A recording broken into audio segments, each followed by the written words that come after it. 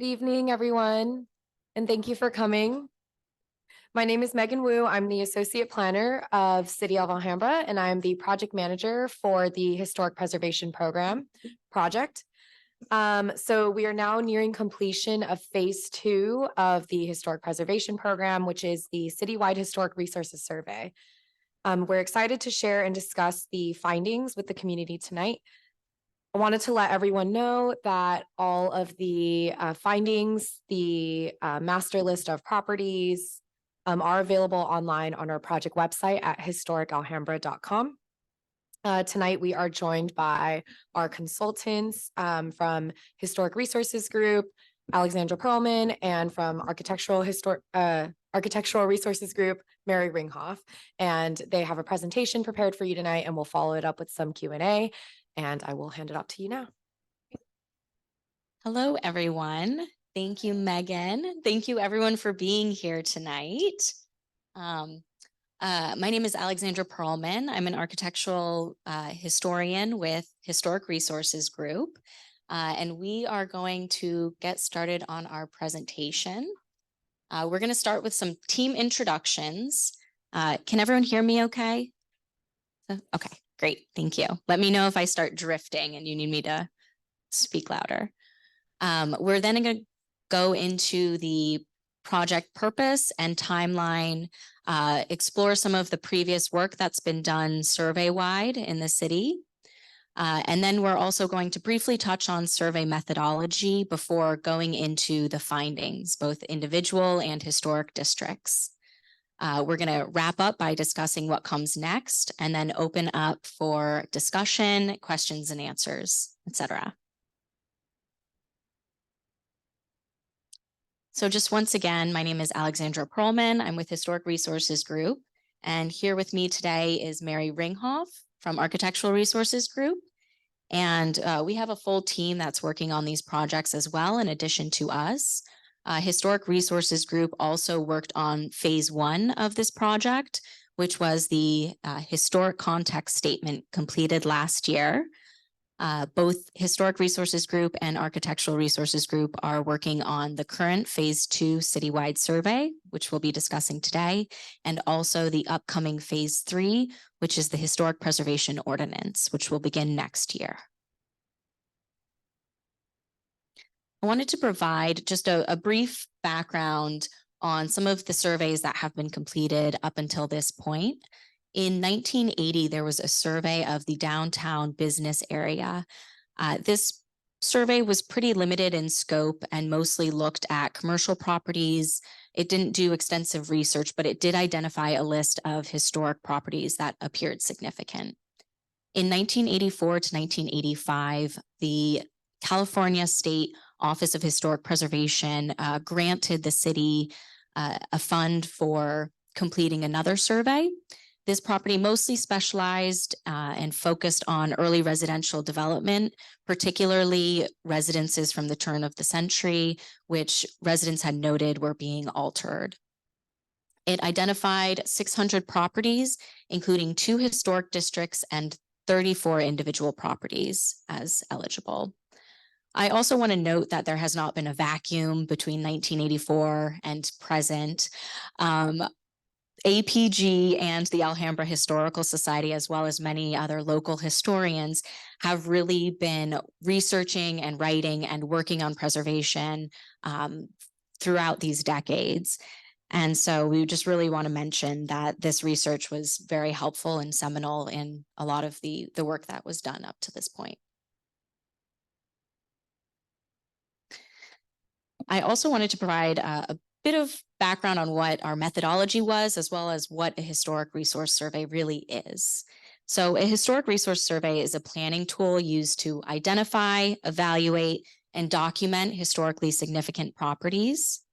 All the work is guided by federal and state guidelines, including eligibility criteria, which has an objective framework for evaluating properties, as well as integrity considerations. So really evaluating whether a property retains sufficient integrity to convey its significance.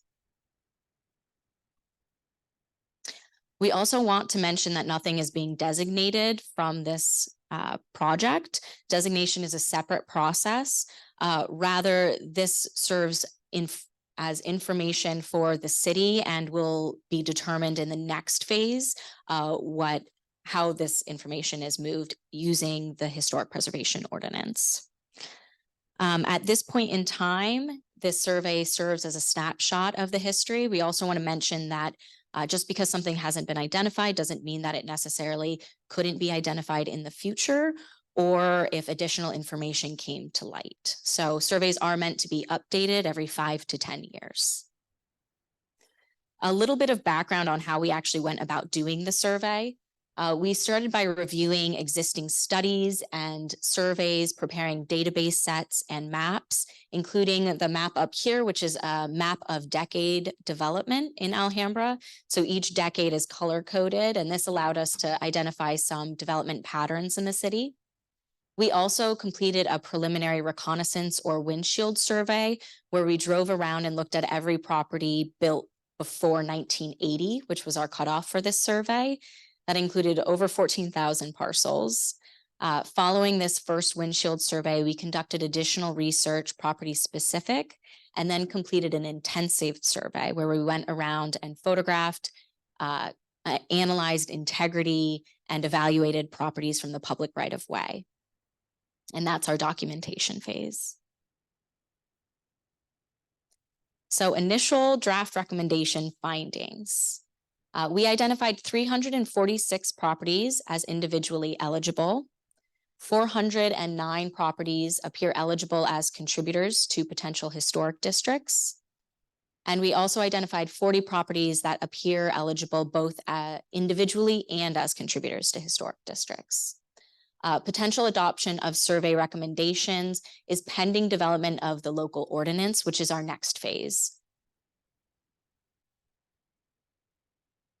I also want to provide an overview of what these findings are. So all of this is available on the Historic Alhambra website, but just so that you can see it here as well. We have the city outline. Gray parcels are those that were built after 1980. We also have individual properties in yellow. Properties that are already listed on the California Register are outlined in red. And then we have historic districts outlined in blue on this.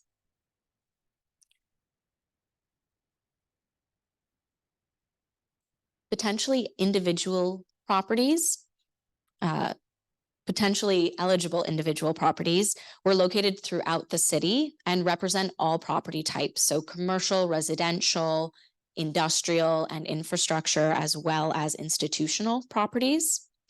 Most of them were buildings, although we also have examples of structures such as reservoirs, sites, parks, and some objects such as signs.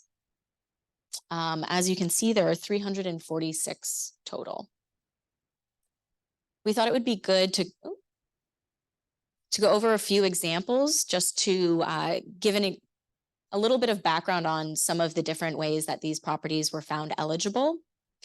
So for individual properties, when we looked at 3 different criteria that are set out by federal and state guidelines, 3 different criteria. One of those is architecture, National Register Criterion C and California Register Criterion 3. We identified a number of properties individually eligible for their architecture. So a couple of examples include the Carmel of St. Teresa Convent from 1923, which is Renaissance Revival. We also have a Tudor Revival property, multifamily property in the top right on Palm Avenue. We have the C.F. Braun Company headquarters in the bottom left on Fremont Avenue, as well as the Queen Anne on Beacon Street from 1876.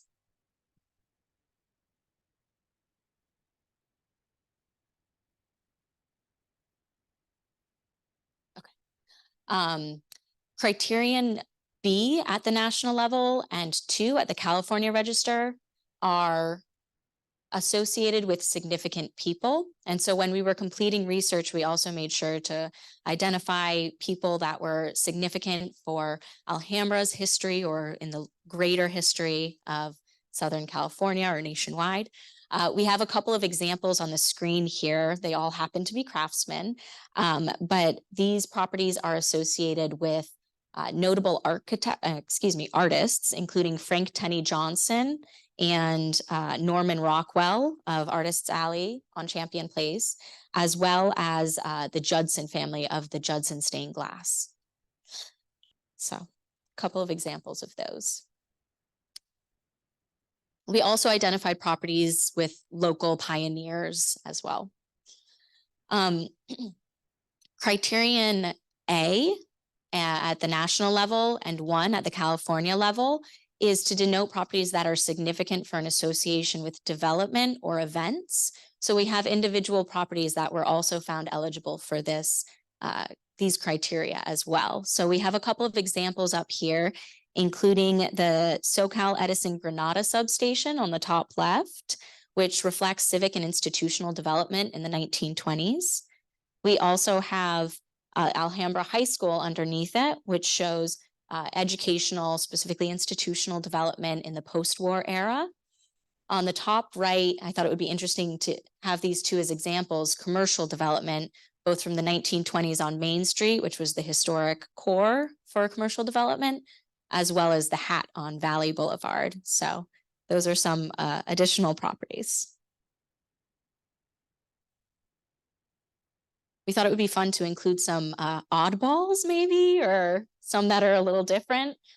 We have the pedestrian tunnel on Valley Boulevard in the top left, the landscape median in the top right on West Main Street from 1901 to 1941 served as the Pacific Electric streetcar line. We have the Main Street Bridge on the bottom left from the 1930s, and we have the band shell at Alhambra Park, which is from 1927.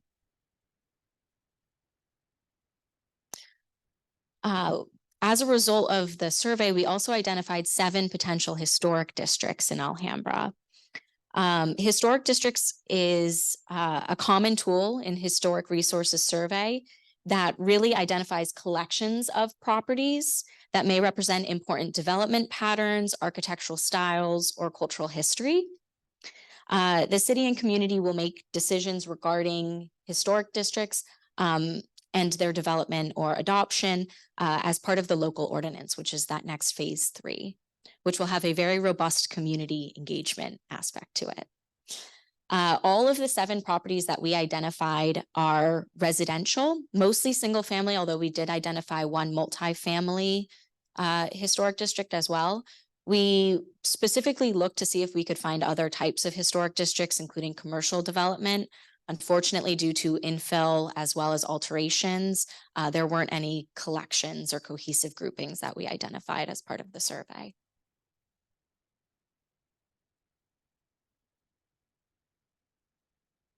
Thanks, Megan. We also wanted to make just a side note that why some of these properties have historic neighborhood signage. These signs were erected about 10 years ago based on historic tract map research. So while they're very informative in identifying the tract maps and the different neighborhoods that were found in Alhambra, our criteria for identifying historic districts used federal and state guidelines, specifically depending on specific eligibility criteria and aspects of integrity.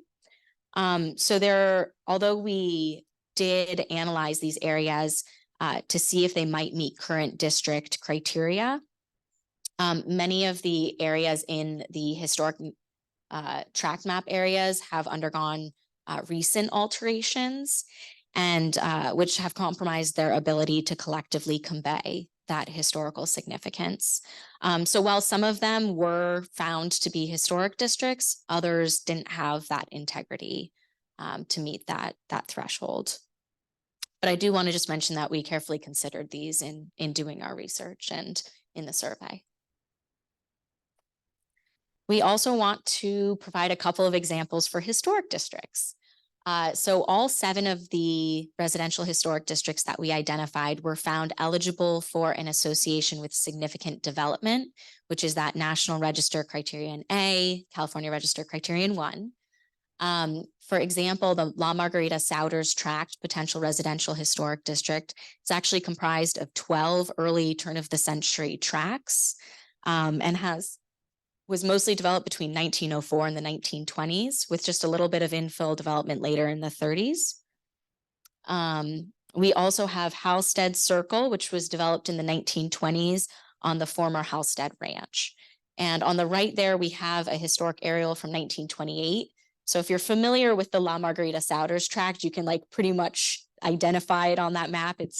There's a lot of undeveloped land around it. Just to kind of give a visual of what that looked like already by the 1920s.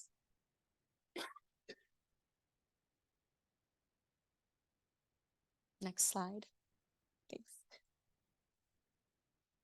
We also identified potential historic districts for an association with significant architecture. For example, the Lindaraxa Park Orange Blossom Manor, the Mayfair, and the Sherwood Avenue historic districts all were found to have significant architectural concentrations of single-family residences. Most of these were period revivals, such as Spanish colonial revival, Tudor revival, English revival, etc. So this was another aspect that we identified for significance in looking at residential districts. Finally, I just wanted to point out 2 other examples of these districts that their age range really representing some of Alhambra's development over the decades. For example, we have Ramona Park Craftsman Historic District, which was developed between 1910 and 1913 and really represents craftsman architecture as well as early residential development in the city. We also have the Bushnell Commonwealth Avenue Potential Multifamily Historic District. So this district was developed between 1951 and 1952, only 2 years. And as you can see, there's a tract map on the bottom right there. And this really reflects the post-war multifamily residential development as the war ended and people were settling in Alhambra. So what happens next? It's not too late to contribute information. We're always looking for more information. So we definitely look forward to hearing what you have to say. The final draft is anticipated to be completed in November 10th. And following that, we will be starting into the historic ordinance phase into early next year. So we look forward to hearing any questions or comments you may have, suggestions. Also, I just want to mention that all of the information is available from download on historicalhambra.com. So if you haven't had a chance yet to look at it, please take a look and feel free to contact us via the city's email at historicalhambra@cityofalhambra.com. So with that, we will open up the floor for Q&A. And maybe I think what would really work well is maybe we could have people come up to the podium and state their full name and then ask the question, and both Mary and I will be here to answer questions. So I think we're going to do raised hands, so you can go ahead and just pick and then they'll come up. Perfect. Okay. Yes, please. Just it's a procedural one. Will this PowerPoint be posted on your website? Yes, we can post the PowerPoint, and this meeting will also be posted on the website. Yes, please. Yes, come on up.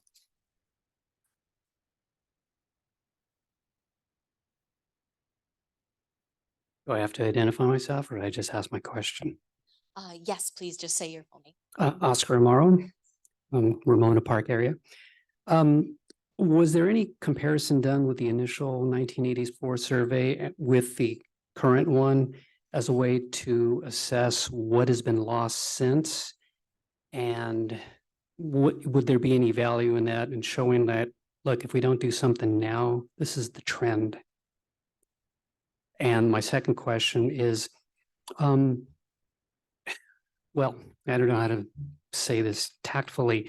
Historically, no pun intended, there's always been political resistance and pushback from any type of historic preservation in Alhambra. Have you seen any of this or sensed any of this at all? I know you can't probably say anything publicly, but we're ready to do battle for you. We've had very great feedback specifically with the city council. They were, Yeah, but I'm talking behind the scenes. oh, You know, the real movers and shakers behind council, um, the string pullers. Yeah, I don't really have the bandwidth to speak about that. Okay. We haven't really heard any secret stuff or behind the scenes stuff, but I will say, just being out in the field and recording these properties, Mm. I was actually surprised that so many people were very supportive of what we were doing. Okay. You know, usually when we're standing in front of someone's house and recording it, people get kind of suspicious and Oh, ask sure. questions because it's kind of creepy and weird. And there were a few people who said, you know, property owners who were worried about what this might mean for their homes and what they wanted to do to it. But I would say, like, I had a much greater number of people who said they were excited about it. They were happy about their houses. They liked their neighborhoods and their streets, and they really were on board with preservation. So I found that very encouraging. It's not like that in every city where I have worked, for sure. So, you know, just based on purely anecdotal evidence in my experience, it seems like there's support for it. So hopefully that's reassuring. It made me feel good about it. So. Okay. and as to your first First question, yeah. we did look at the outlines of the 1980s and the 1980s two historic districts. And actually 2 of our historic districts are, one of them is almost, and one of them is part of Mhm. the other historic district, but we haven't done a comparative analysis to see what, you know, what's changed between thanks. those. Yeah, thank you. Yes, please.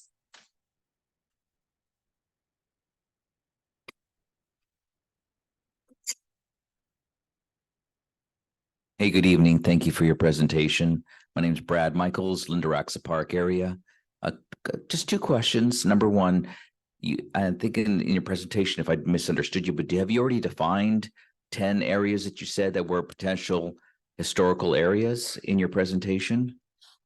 We've identified 7 7? potential historic districts. Okay, so you identified 7, but is there a case that we could bring to you and say, and I don't know if you presented those 7, have you? Yes, they're all available online, and we Okay. also have all of that information, including the descriptions and the contributors, non-contributors is online. We wanted to give examples and provide an overview. Could you tell me what districts you identified as the 7 districts? Oh yeah, absolutely. So it's could we pull up the presentation again? It's on all of those maps, and it's all in the survey report, which is available online. As well as I can share this with you here as a paper copy if you'd like Okay. to look. So we have these 7 right here, and they are keyed by number Okay. to each of the historic districts. Yes. So for us, like, for example, I represent Lindaraxa Park. We feel that's a historic district, but it will, how would we build a case for you to consider it as a historic district?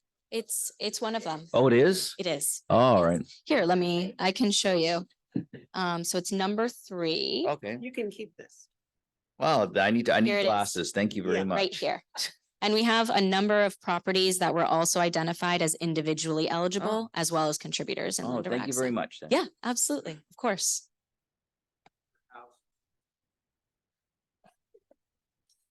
That's good. That's good. We have a raised hand on Zoom Oh, yes. from Melissa Michelson. Hi, thank you. Can you hear me? Melissa, you can go ahead. Oh, okay, can you hear me? Can you hear me? Oh, Can you hear me? Can you hear me now? Hello? we can't hear you. Give us 1 second. Testing, testing. It says I'm talking. Hello, hello? Hello? Hello? Hello, hello?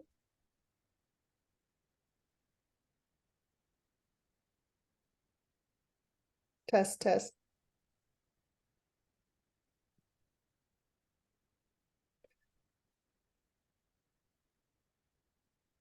Okay, yeah, absolutely. Can you hear me Please now? come on up.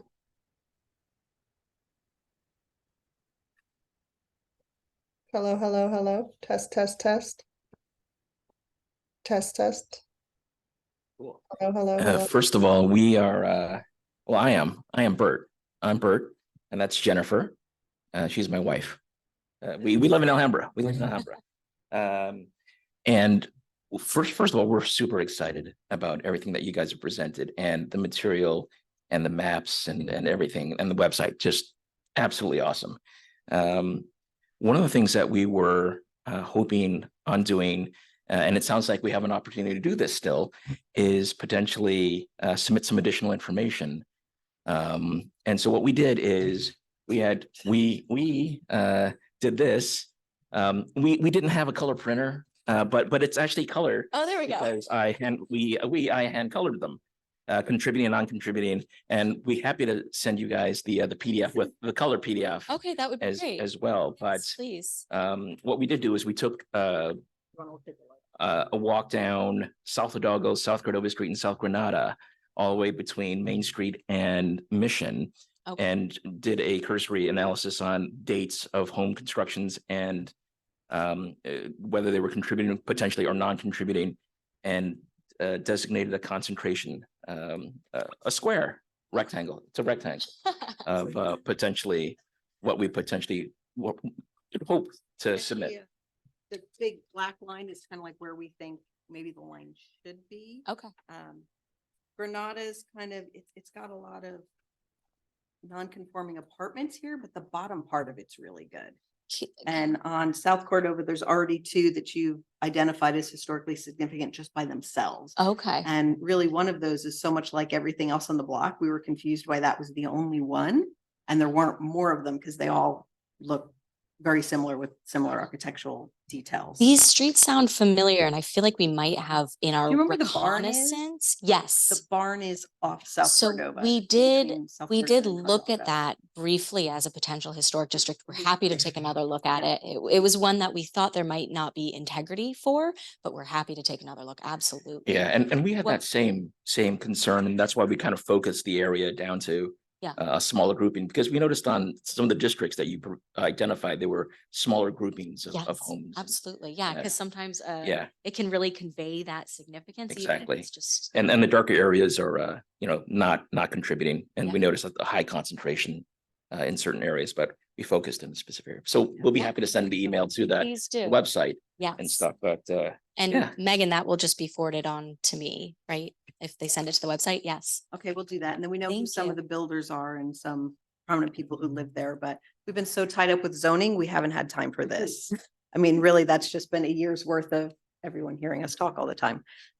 So yeah, we're finally fitting this in. So we'll get you more information on our block and the surrounding blocks. but Thank you. We think that one yes. should be relooked at. Okay. Okay. Yeah. Thank you. Any additional, like we said, additional information is great for us to have. We also have a bungalow court on Commonwealth, and there's not a lot of bungalow courts left Yeah. in Alhambra. So, but it's kind of easy to miss with how the houses are sort of set up. It's an odd little entrance. So we'll mark that too. And then there's one at 101 South Cordova. It's a 1920s apartment complex, but the owner passed design review board and planning commission restoring it to what it originally was, but he didn't live up to what his designs were. So a complaint's already been filed more than a year ago with the city, and they're still working its way through the process. So in the end, that should be restored to what it used to look like. It's Mm. just, things happen and got to work that out. Okay. Well, thank you. Thank you. Thank you. Thank you. Will this disappear? Or is she? Her hand is still raised. We're gonna try this again. Test, test. Hello, hello. Can you Yeah, hear? we still can't hear. Hello, hello, hello. Hello, hello, hello. We could do that. That would be fine if, yeah, you would bring it up to the mic. Melissa, Oh. we still can't hear you, but Oh, okay, Jennifer is going to give you a call and take you up to the mic. okay. You can also type your questions if you would like in the Q&A section on Zoom. Okay.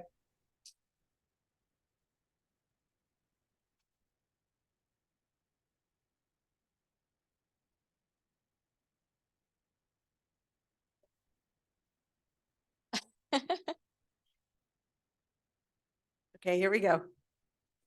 Okay. Hello, everybody. Mute myself here. Okay. Thank you for hosting this. This is indeed exciting. I had a question about the really small, I think there's like only 12 properties out on a half a block on Sherwood Avenue in Emery Park. It's, I guess, designated in your mind as a Spanish colonial revival, but all over Emery Park, it's Spanish colonial revival. And those properties don't, those ones that are in district, I guess you're calling it number 1, there in the top left corner of the map, they're not any more spectacular than any others. And so I'm wondering what criteria exactly were used for those 12 buildings, or I forget if it's 12 out of 16. I've looked at the map. So yeah, I'd like to know about that, because Emery Park was also developed as a group of new tract homes in the 20s with tours coming over, just like Ramona Park from downtown LA and whatnot. So I'd like a more specificity on how you chose those, and if we could see your worksheets, I'd like to understand that better. Thank you.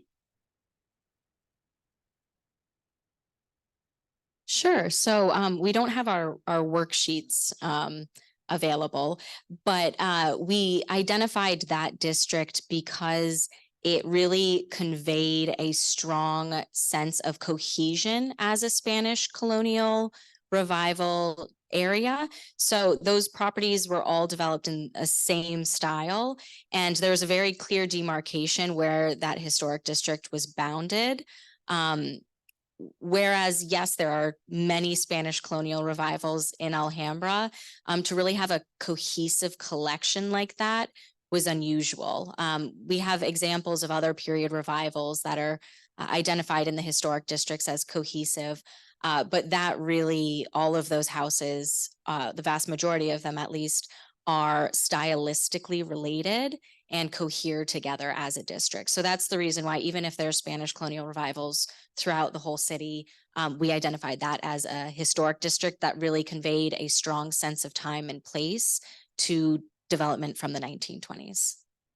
Melissa, any follow-up questions?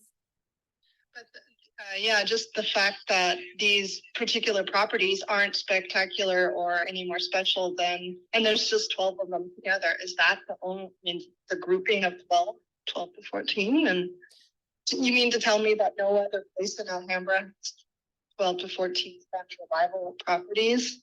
Can we see your worksheets on how these got chosen? We looked at every property in Alhambra when we did our reconnaissance, and we identified a few areas that would potentially be historic districts. And then when we went through, we looked extensively at each individual property. And so even if those properties don't individually look to be spectacular properties, that's one of the main differences between a historic district and identifying something as individually eligible. Whereas a historic district, every individual property may not be significant on an individual level.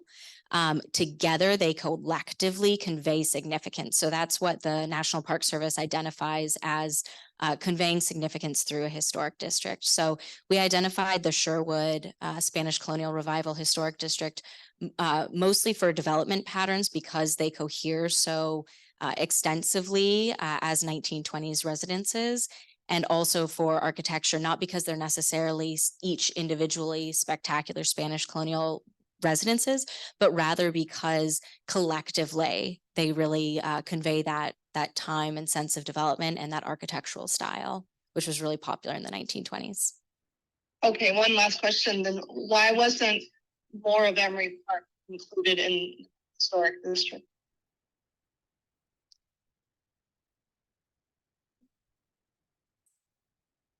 Use this. Yeah. Does this work? Okay. I think Emery Park is one of those examples that we were talking about with the historic neighborhood signage that was put up in those areas that were identified that has experienced more infill and more alterations. I feel like Emery Park didn't have as much infill as some other areas, not as much modern development, but a lot more alterations to individual properties. So that they were less able to collectively convey their character, their architectural significance and their historical significance. We can certainly take a look at it again and make sure that we were being consistent. But from my recollection, that was what was going on in Emery Park. And we kind of identified the most intact grouping that we could find. Uh-oh, did we lose her? We lost her. And also I'll just mention that when we looked at historic districts, National Park Service guidance is that a majority of contributors have to contribute to the historic district. So all of the historic districts that we identified had at least 60% contributing properties. So even if somewhere had, and that's one of the reasons why I brought up the historic neighborhood signage, because historic tracts are really important, and that's the development of the city over time. But unfortunately, when we were looking at many of these areas, because of infill development and alterations, it was impossible to identify a boundary in which specific areas still conveyed that residential development and had a majority of contributors. And so we really tried to capture the properties that stood out for residential development or for architecture association with a person individually in those areas, because we tried looking at them as historic districts, and unfortunately there just weren't enough contributors. Chris? Thank you. Thank you. Thanks for calling. Can you speak to why the National Park Service criteria are used for developing historic neighborhoods, individual properties and districts? I have another question too. Yeah. Mary, do you want to tag team this one? I mean, we can talk about the ordinance. I mean, how we don't. Yes. Go ahead. Right. So in the absence of a local historic preservation ordinance, what we have to use and what we use anyway in these kind of citywide surveys, we do use the National Register and the California Register criteria, because they provide as objective as possible of an eligibility framework. So what they're meant to do is it very clearly sets out, these are the criteria for eligibility to be able to be listed either in the National Register or the California Register. And then also these are the aspects of integrity that need to be evaluated. So it's all very clearly laid out in the guidelines, and it's to prevent surveyors going out and just saying like, I really like this style, but I don't like this style. And so we're only going to call these eligible. So, you know, given that we are human and, you know, not everything can be 100% objective, we really use that framework to try to be objective and really look at what holds up and what meets those criteria. And I'll also just add that when we look at integrity, we're looking at 7 aspects of integrity. So we're looking at location, association, design, materials, workmanship, feeling. Am I missing one? Setting. So those are the ones that we're really considering many different aspects of a property when we look at if it retains sufficient physical integrity to continue to convey its significance. So we're not just, you know, oh, there's one window, it's not contributing. We have specific aspects that we're looking through for each property. That was my next question. Integrity. I was also surprised to see that there are at least 4 properties that are listed on the California Register that I didn't know about. One of them appears to be the Southern California Edison substation. Yep. Another one looks to me like it's the Methodist Church, United Methodist Church on the corner of Main and Almanzor. Yep. Of course, the CF Braun complex and let's see here. Oh, yes, the Alhambra Health Center and fire station adjacent to it. Where can we find evidence of that? I looked up on the office of the California Office of Historic Preservation's website, couldn't find it. Do we have to go to the Fullerton Regional No, you don't No. have to, no road trip required. Okay. thank you. If you look on the BIRD, so Built Environment Resource Directory, the status code associated with that is 2S2 for those Okay. properties. So there are 6 properties. We also identify them in the report that's online. We have them bullet pointed out what those properties are. And those are listed on the California Register through consensus. So it was mostly because of the Northridge earthquake or other large lead entities of projects evaluating properties, and then they go through for consensus with the keeper and are automatically listed on the California Register. So it's kind of one of those environmental processes. Thank you. Thank you. Yes, please.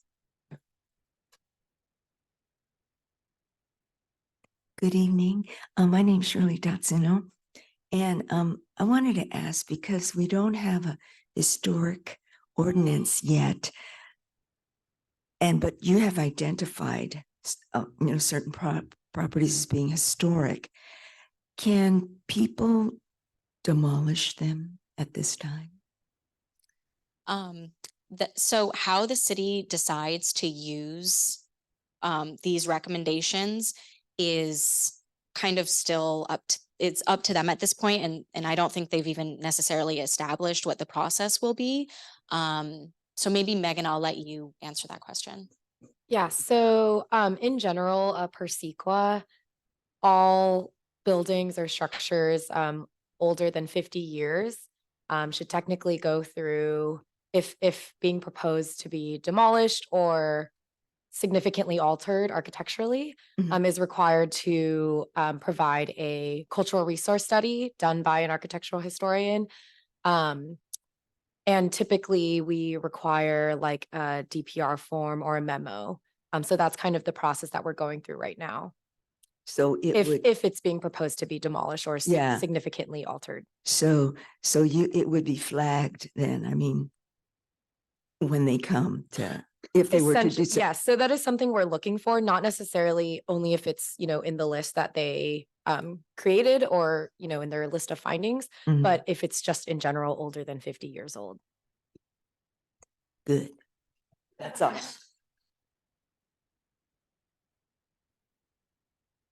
Yes, it doesn't mean that it doesn't mean that it's not allowed to be demolished. It just means that it has to go through certain processes. Mhm.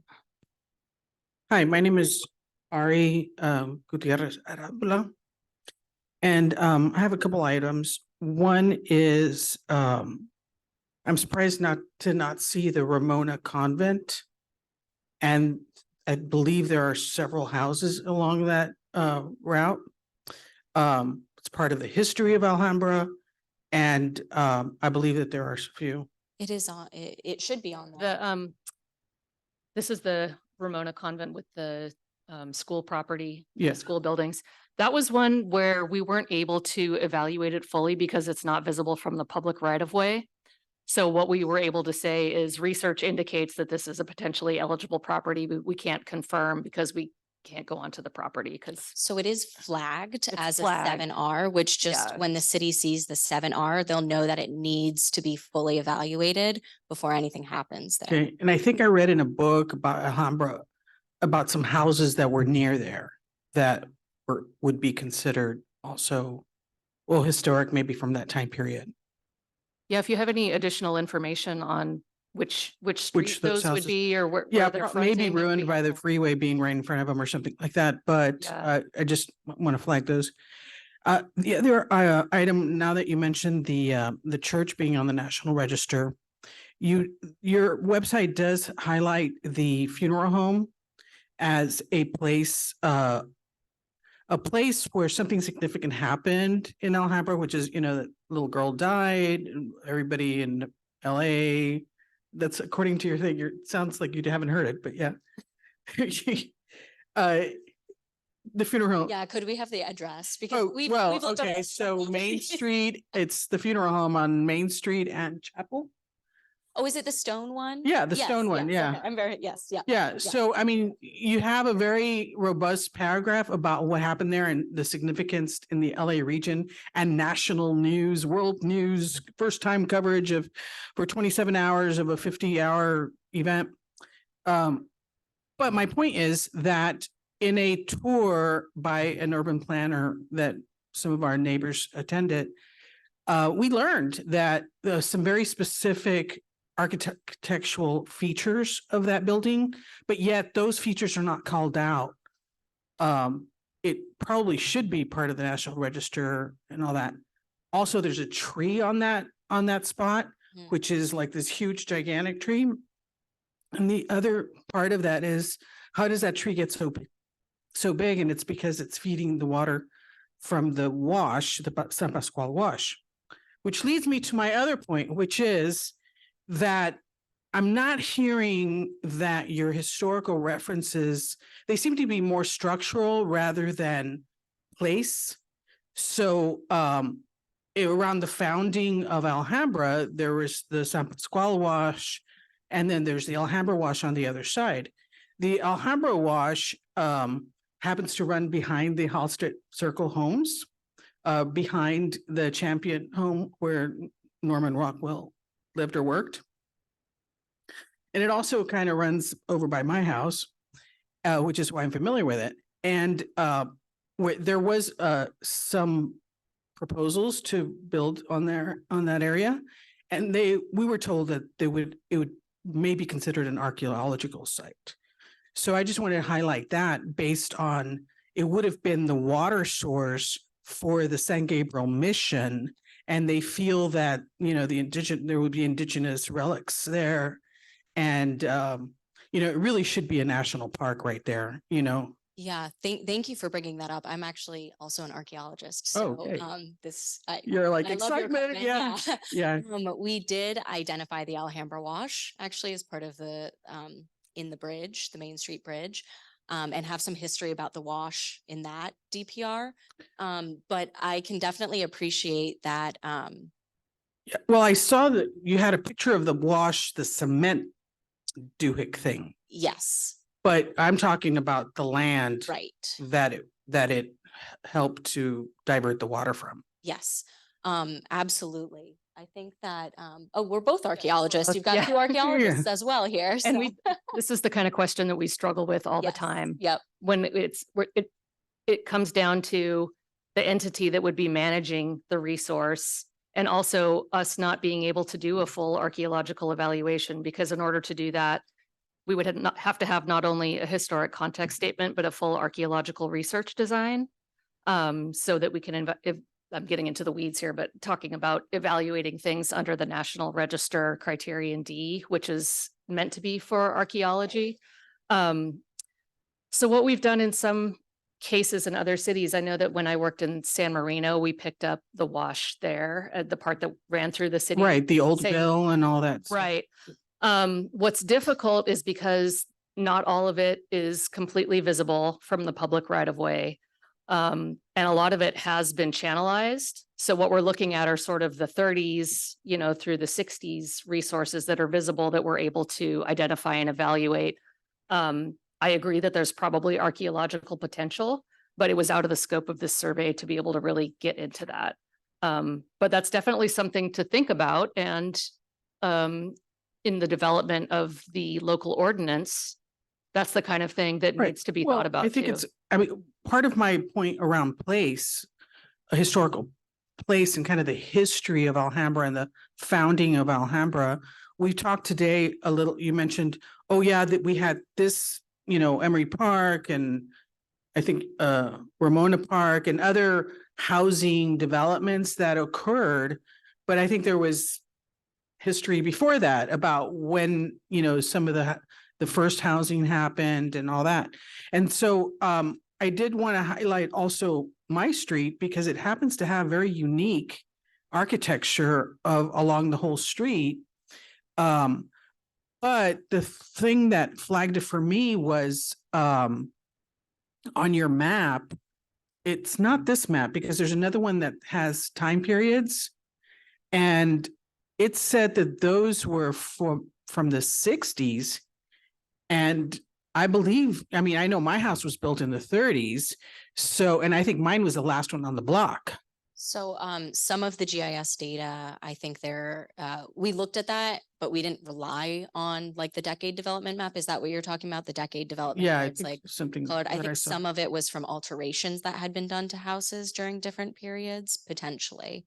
Or if it's multiple houses on the same parcel, sometimes it will just take one of those years.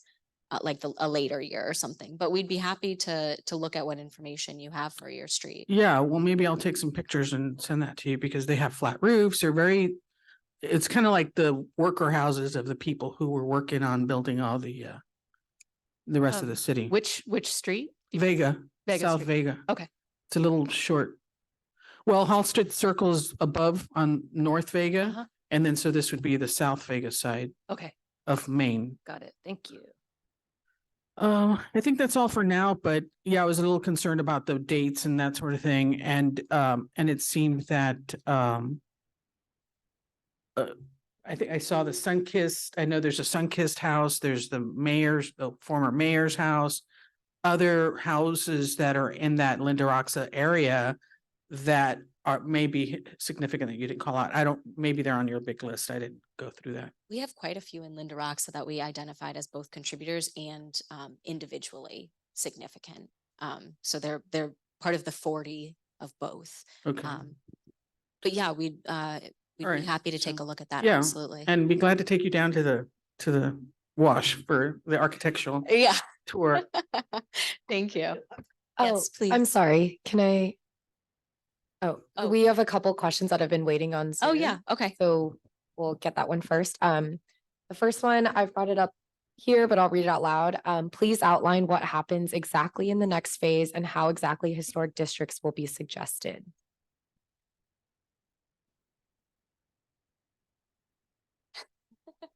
It's a broad question.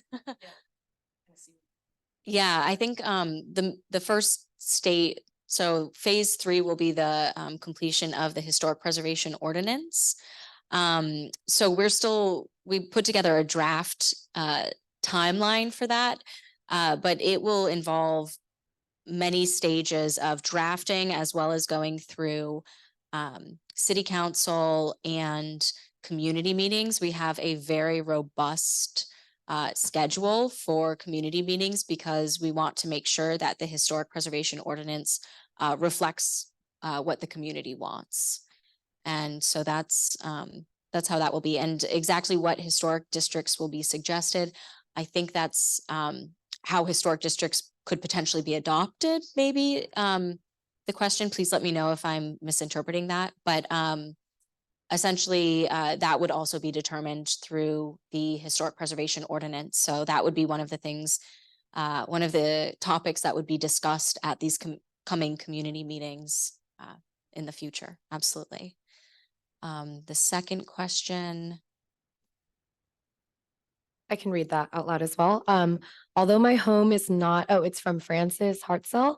Although my home is not a historic property or in a historic district, Ethel Park neighborhood, when I ordered to retrofit my vinyl windows for my home, I was asked to provide photos of my existing windows and then sign an agreement that I wouldn't remove my shutters, mullions, and basically keep the same style of windows, which I intended when I purchased my windows. I was surprised by the request, but provided photos and signed the agreement. Is this something new that building and safety permit department is requiring?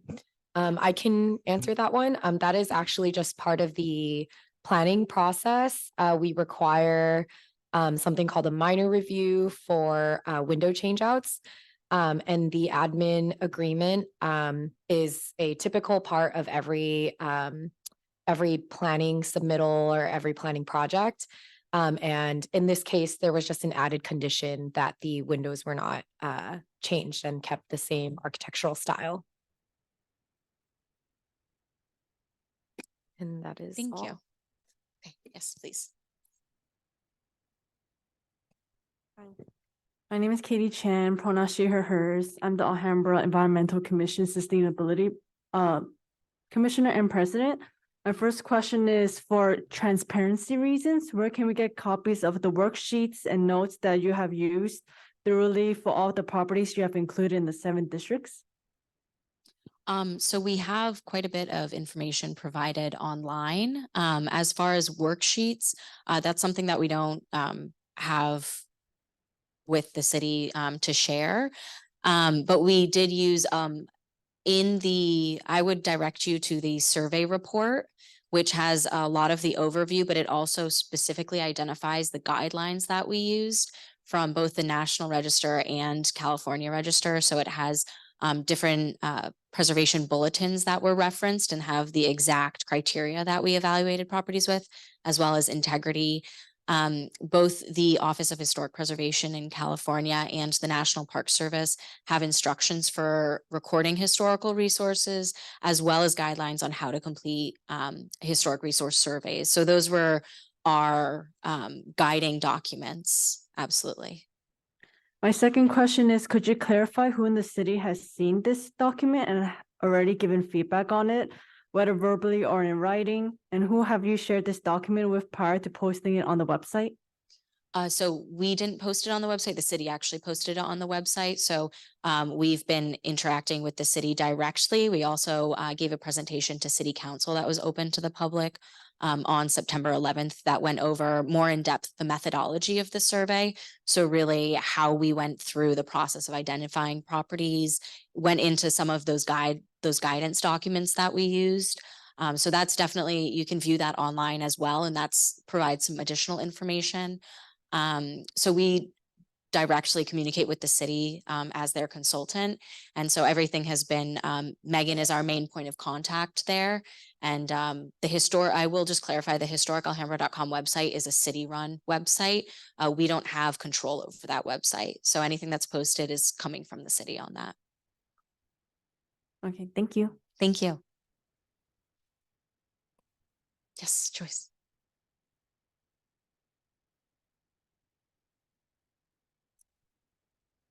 Good evening, Joyce Amaro. I'm with in the Ramona Park area, as you guys are probably familiar. I want to make sure I'm taking us back to historic districts for just a minute. My question is, in the Ramona Park area, you had identified a small collective group of craftsman homes on 2nd Street that I think you are identifying as a historic district. My question is, have you ever seen an instance where homes that are built by the same company, which our home was built by the same company, Ramona Park Building Company, but we are outside of that collective or that grouping? And I know of at least one other home, I believe on 3rd Street, just south of Norwood, was also built by the Ramona Park Building Company and have the same type of architecture, same significance as that grouping on 2nd Street. Is there the possibility that those 2 homes, or maybe even additional homes in the Ramona Park area that are not in that grouping, would be then added to the district?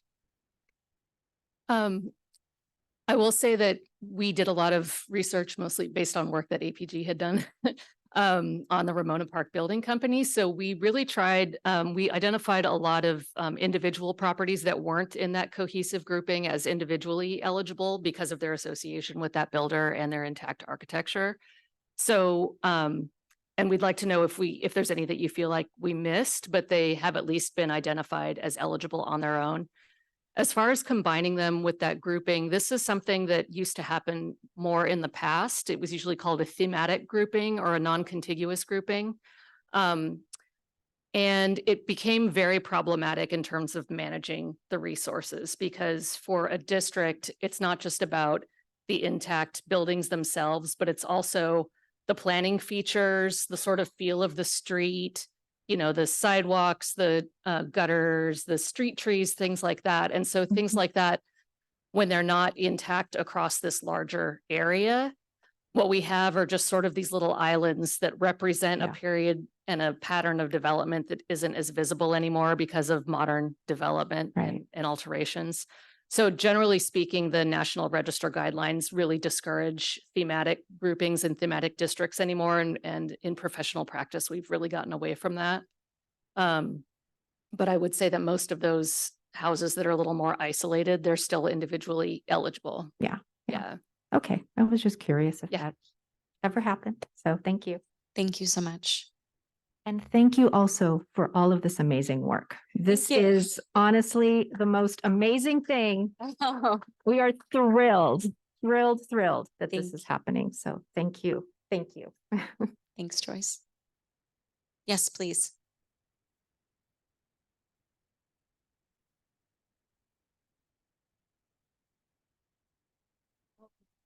And it's not really a question, it's just a story about Alhambra that I don't know if you guys know about. I did. Could you start just with your name? My name is Olga. I live in the Linda Ruxa Park. And I just want to let you know something special about our city. Our city has so rich with wonderful history, and it's just going to be a story, so I'm sure you can enjoy this. It's a little break. Okay.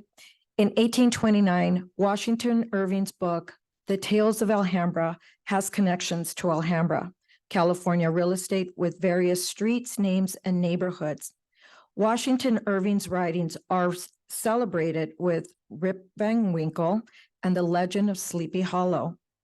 The Tales of Alhambra, written in 1828, tells of Irving's journey from Madrid to Granada, Spain, where he stayed in historic Moorish Sultan palace named the Alhambra. He described the Alhambra as picturesque and beautiful, one of the loveliest landscapes I have ever seen. He goes on to write about the exotic, passionate people as part of this part of Spain with a mixture of their Moorish and European roots. Fast forward. The tales of two sisters back in California.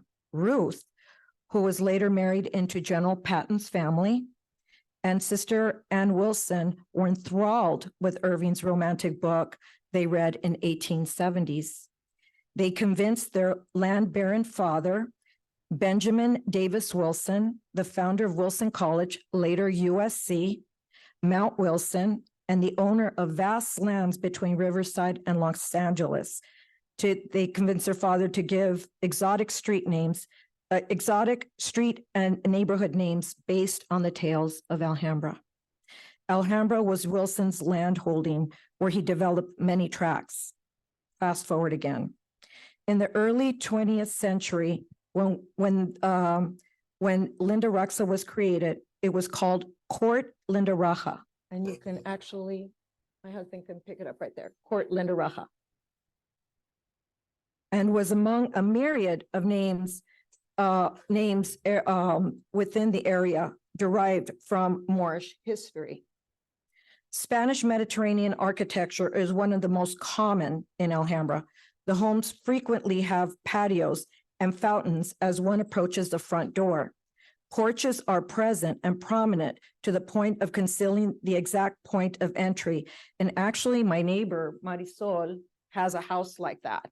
And also there's another one on 714 Linda Ruxa. So they're big patios and you can hardly see the front door. It's hard to see the front door, but these types of home are presently in the neighborhood. And I just named my neighbor's house. Roofs, generally red color tile, which consists with the meaning of the word Alhambra. Arabic root meaning red or crimson castle. Our historical street of Linda Ruxa includes pillars, one that is perpendicular to Granada Street. You can see the tracks when it was built. There were 4 original in each corner of the neighborhood.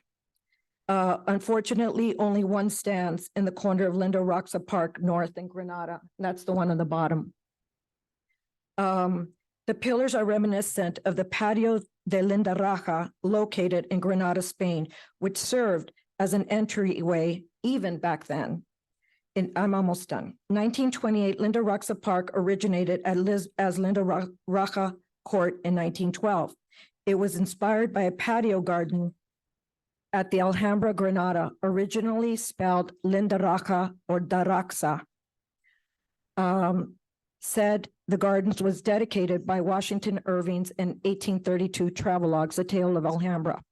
And if you can see, there's in the Getty Museum, there's the palace of Princess Linda Raja.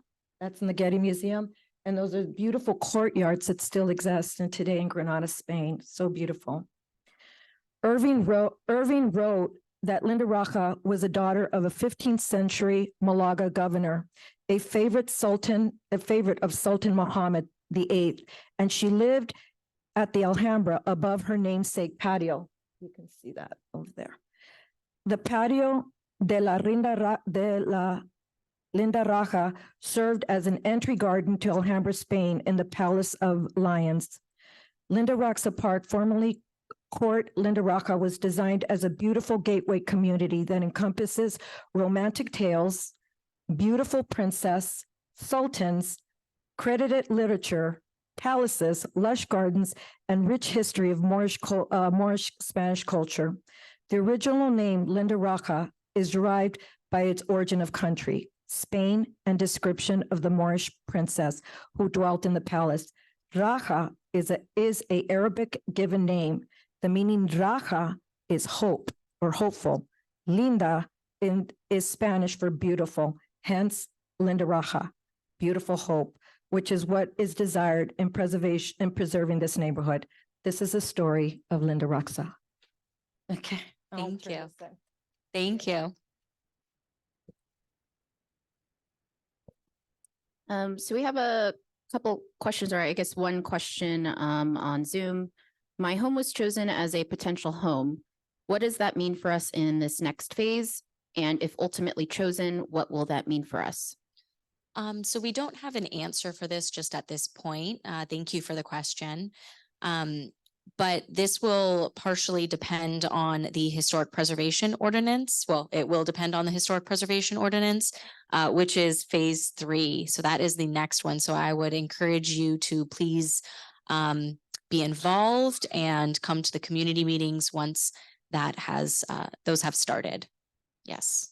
So at this point, right now, these recommendations are just with the city, and they're intended to help with planning purposes, but really the historic preservation ordinance will help determine that. Thank you. Yes, please.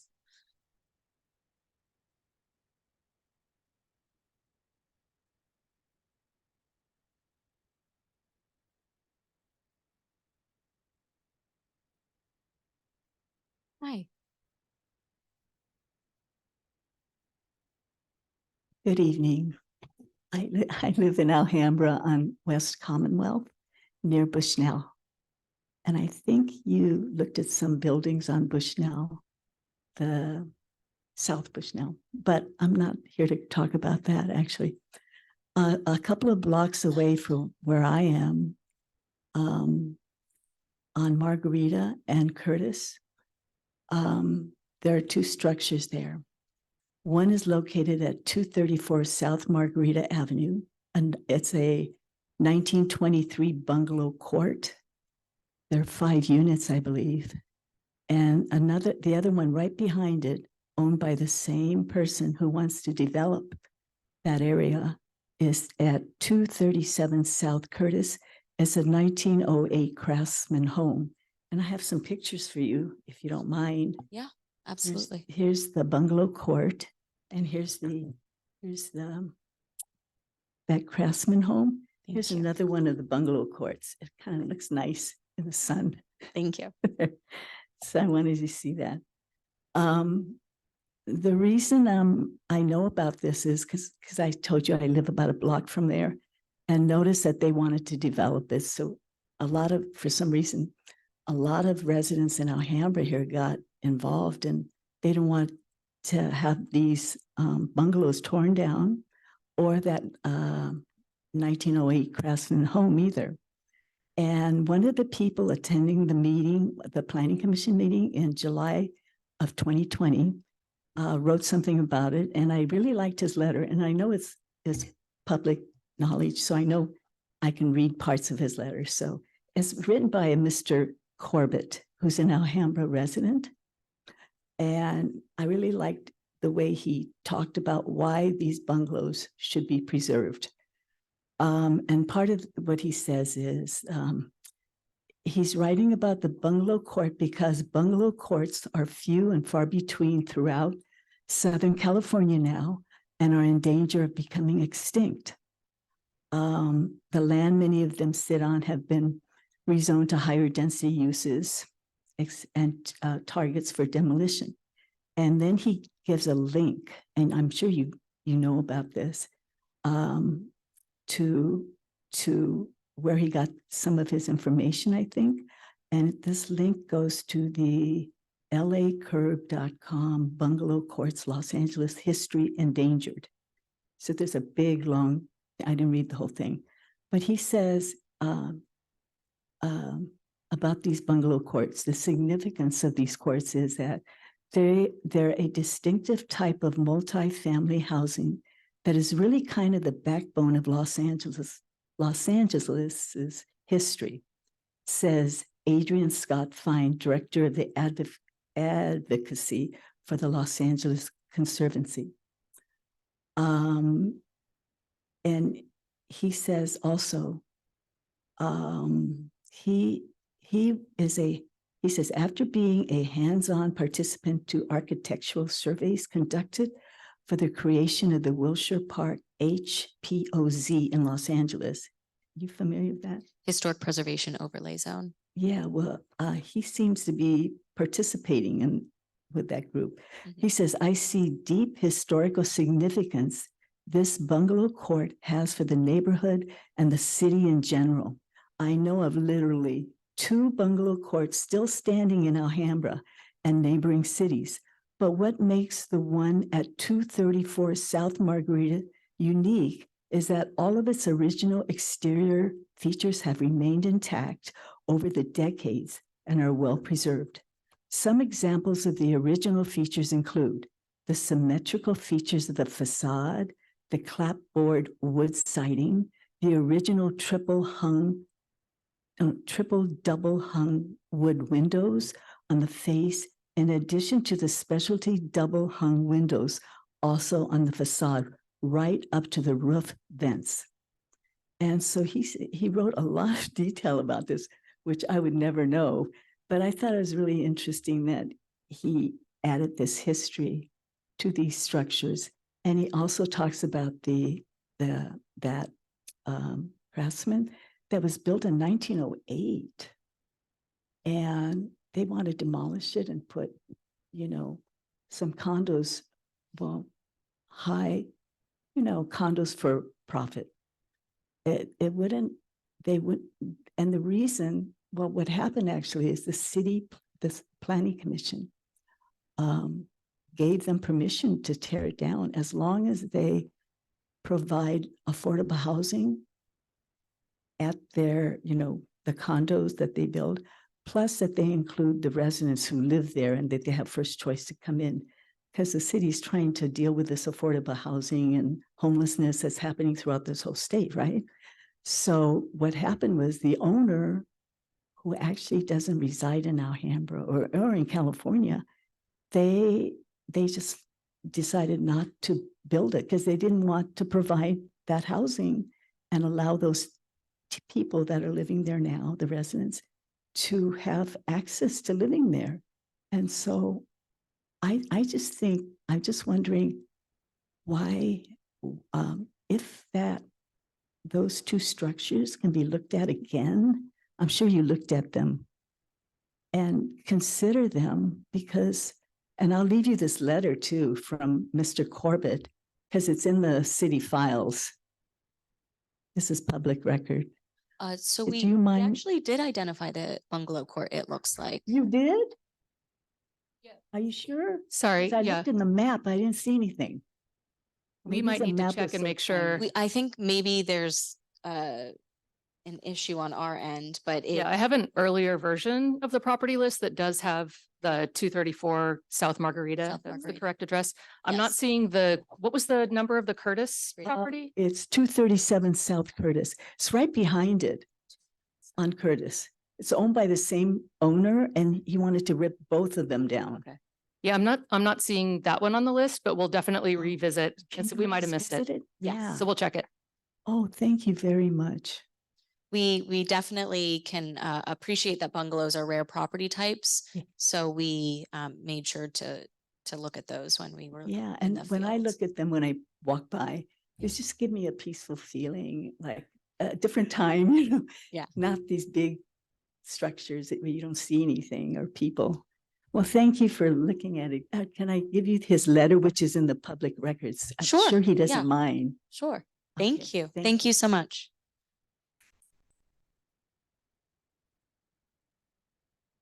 Oh, yes, please.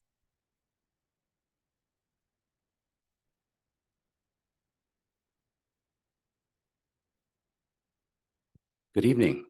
My name is Brian Otis, and I am a resident of Alhambra. And I'm 65 years old, and I have been a lifelong resident of Alhambra. So one of the very few benefits about being old and living in Alhambra is that I can remember a time in which the city was very different. And many buildings, many edifices, which were there back when I was young, are not there now. So before I ask you my question, I just want to say how much I appreciate all of you, both city and everybody else who've done this job. This is just a tremendous work on your part. And I would like to thank the city as well, because, you know, we really do need to preserve these buildings. It does seem for a lot of people like too little too late, but you know what? It's still never too late to protect the buildings that we have. So thank you for that. Now, my question is this. It's more to the city, actually. If a property does get listed and is such that it is protected, therefore, and is not able to be torn down, are you aware of any federal, state, or local money available to engage in earthquake retrofitting?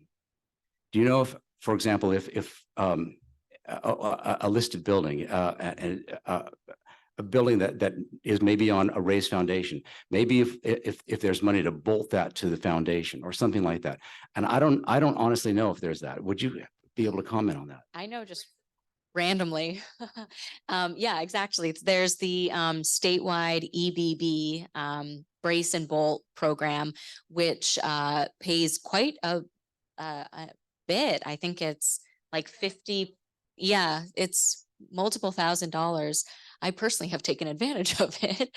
And it's really a great resource. It doesn't have to be historic property, but it is very, very good to apply through their program. And yes, I would definitely recommend you look at EBB. They have a lottery every year, and that's a statewide program. Yes. Thank you.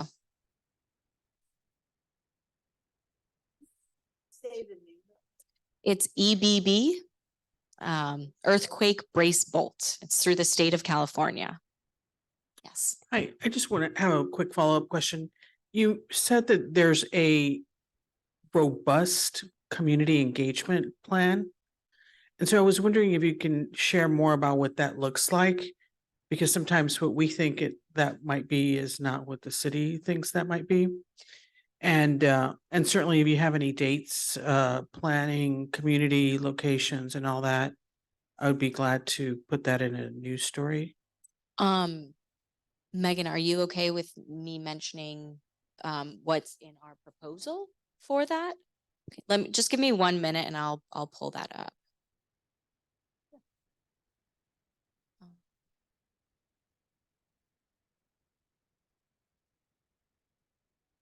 I think we can say, like, in the meantime, while Alexandra's pulling this up, I don't know that we have specific dates set yet. I do know that it's going to get moving in early 2024. So all of the scheduling and the public noticing for those meetings, has yet to be set up. But we did have quite a few community meetings proposed. And I think they were all going to be hybrid, but we can see what the proposal says, if they're going to be any that were just Zoom or just, I think they were all going to be hybrid, but we can see. So I think we currently have at least 5 community and public meetings for the historic preservation ordinance in our proposal. And that's over the course of a year, so almost every other month at this point. So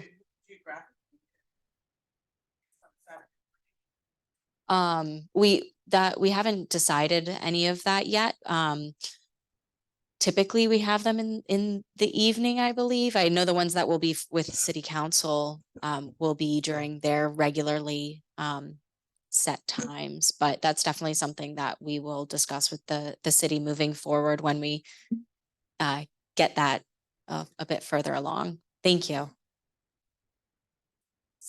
And as to that point, Ari, you can join the Alhambra Historical Society and we'll be sure to keep you posted.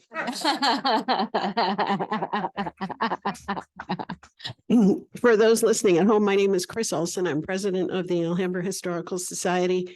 If your property is identified as potentially eligible or part of a historic neighborhood, come to the museum and we will help you research and find information about who lived in your home and what its significance is. We can help you with that. And I'll be there on the first Saturday of October, which I believe is the 7th, from 1 to 4 p.m. I'll be happy to talk to you. Thank you. Yes, please. Oh. In your other clients or your other cases in other cities, have you run into a situation where you're assessing properties for historic, value, and run into a situation where the owner occupied as opposed to rental structure, whatever, rent? Does that pose any problem? I know that's kind of vague, Preservation? but well, in the next step, but let's say in the next step is the ordinance. After the ordinance, then it comes to listing these houses. So if you have a home that is listed as a historic resource, yet it's not owner occupied, I'm not assuming that the owner is going to say, yeah, sure, list me. Mm-hmm. But let's say that the home is a rental and maybe the renter wants to, is enthusiastic about it, but the landlord isn't because of course, whatever issues come up there. Have you run into any cities that are like Alhambra? I believe we're like 61% rental, I think, something like that last time I checked. Is that going to be a problem, do you think? I personally have not run into that as an issue. Okay. Previously. Yeah, I will say, I mean, my only experience with it is that, it's the property owner who has the right to, anyone can propose a designation on the National Register. Whether or not someone who's not the property owner can propose designation for a property locally will depend on the ordinance, which is being developed. But so at least in the national case, anyone can nominate a property. It can only be listed with owner consent, but it can be still determined eligible without actual listing, which would bring some CEQA protection. Okay, that was, I was going to get into that too. Having personally restored 4 pre-1930 homes in my life, the costs may be the same in the long run, but to a landlord who is told, well, it's going to be this much to restore your windows. You can't go to Home Depot and buy the cheapy things. I'm wondering if that is going to be something that is, well, let me rephrase that question.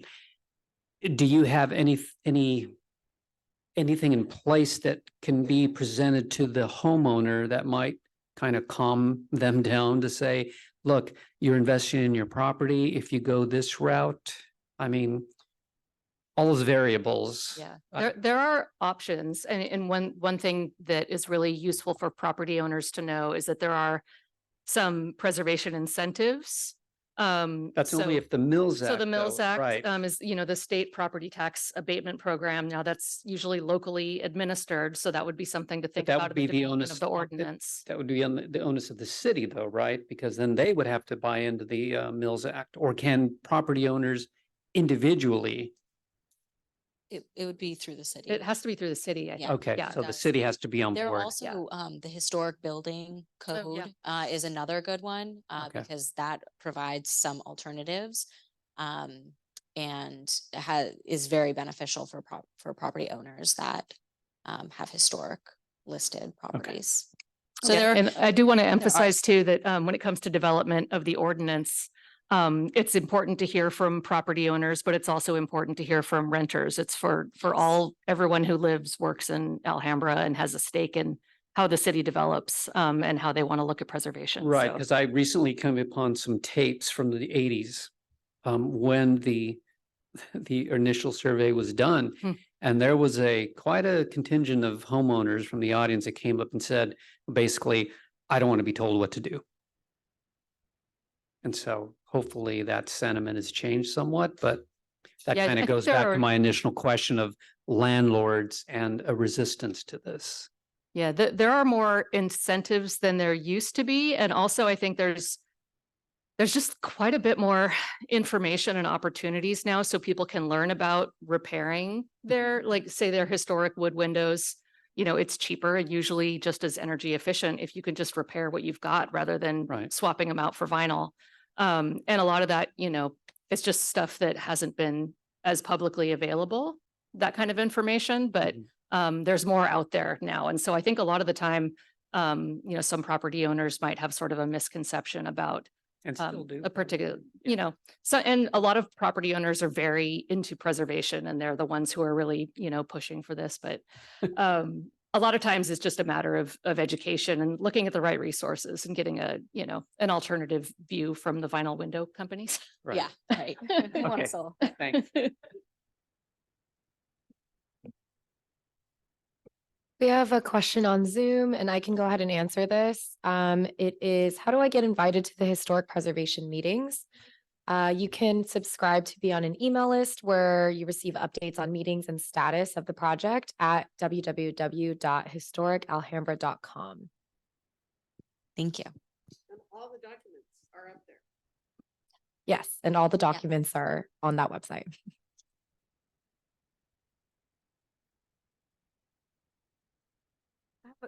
Question. What if there's a home that's deemed historical, but the landlord purposely allows it to be in a dilapidated state for its destruction? The reason we've all seen this going down. There was a beautiful home on Chapel and Alhambra Road. It was a ranch style home, ridge brick, original. It was beautiful, beautiful.